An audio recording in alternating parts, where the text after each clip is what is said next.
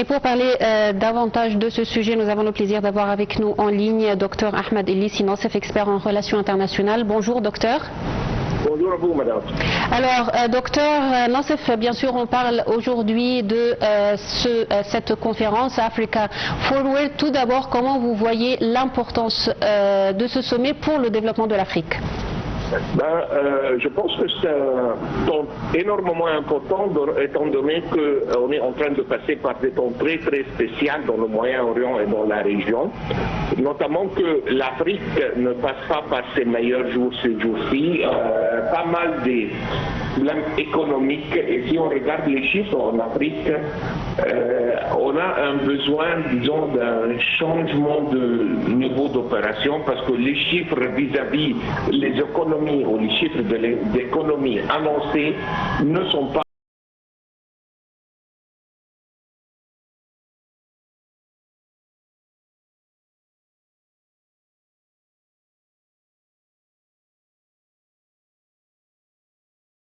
faisables. Donc là, il doit y avoir un changement assez profond pour que tout peut avancer en avant, les choses ici, je veux dire, par le développement africain. Si on regarde tout simplement le GDP de l'Afrique vis-à-vis le GDP du monde, il y a en Afrique, on a presque 1,5 milliard d'habitants, qui sont presque 25% ou plus que, non, c'est dans les 20%, disons, des citoyens du monde. Donc 20% du monde habite en Afrique avec 1,5 milliard.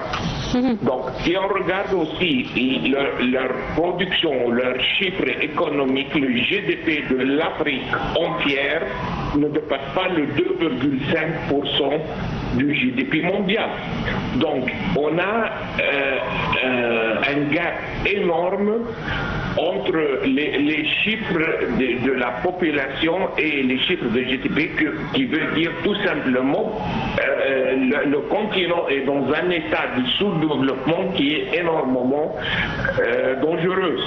Donc là, on a entendu le président français qui vraiment est en train de tourner la page. Il est en train de dire que ce n'est plus le temps de colonisation. Il n'a pas utilisé ce mot, mais il a utilisé une expression que je peux aimer quand il a dit la France ne veut pas s'imposer sur l'Afrique. Donc il n'a pas voulu vraiment utiliser le mot colonisation, mais il est en train de regarder les choses un peu différentes, d'une prospective nouveau, qui dépend tout simplement sur la coopération, notamment l'économie, parce qu'il y a pas mal de ressources en Afrique, mais malheureusement ils sont très mal gérés.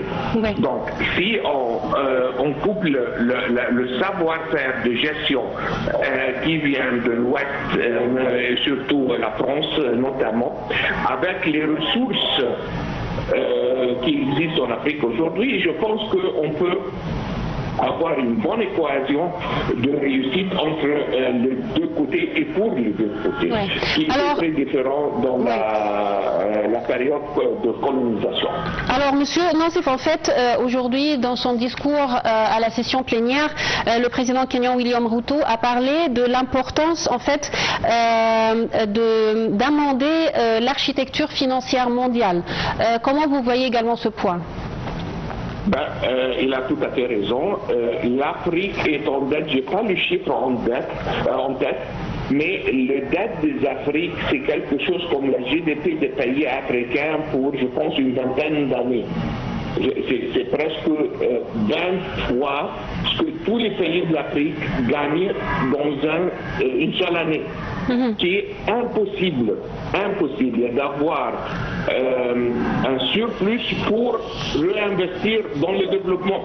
Donc, si jamais on ne change pas cette situation, et je ne suis pas sûr comment ça peut se changer, mais on doit libérer l'Afrique de ce poids lourd qui reste sur leur économie, parce qu'ils ne vont jamais être capables de partir vers le développement autant que ces dettes sont là.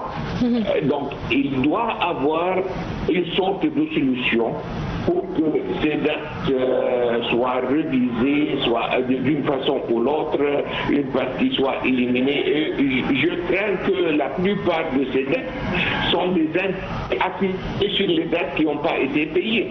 Donc on a un signe de boule de neige.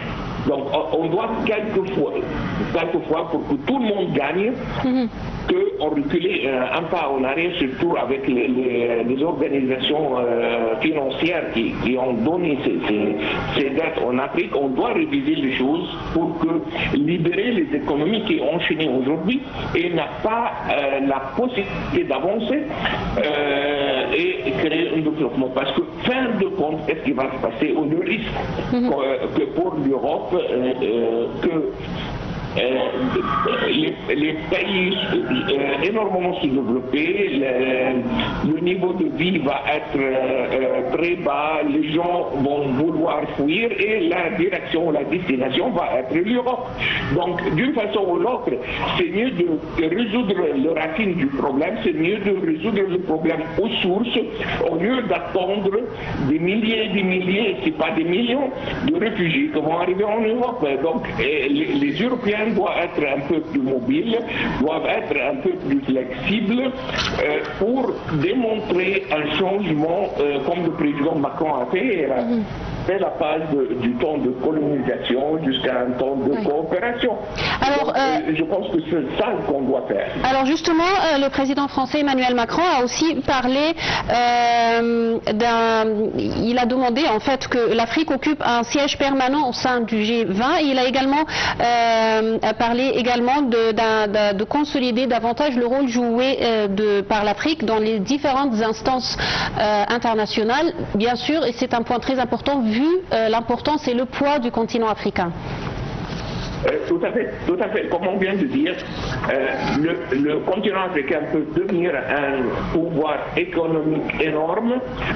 Tout simplement, si on fait la comparaison, la population de l'Afrique n'est pas trop loin de la population de la Chine ou de l'Inde, qui est devenu maintenant le pays le plus populaire dans le monde.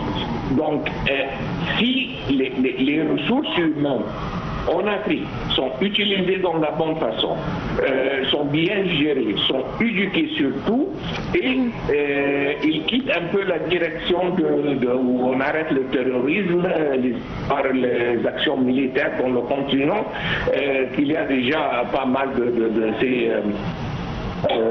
ces actions, ça peut devenir une économie aussi grande que la Chine, qui est le deuxième plus grand économie dans le monde.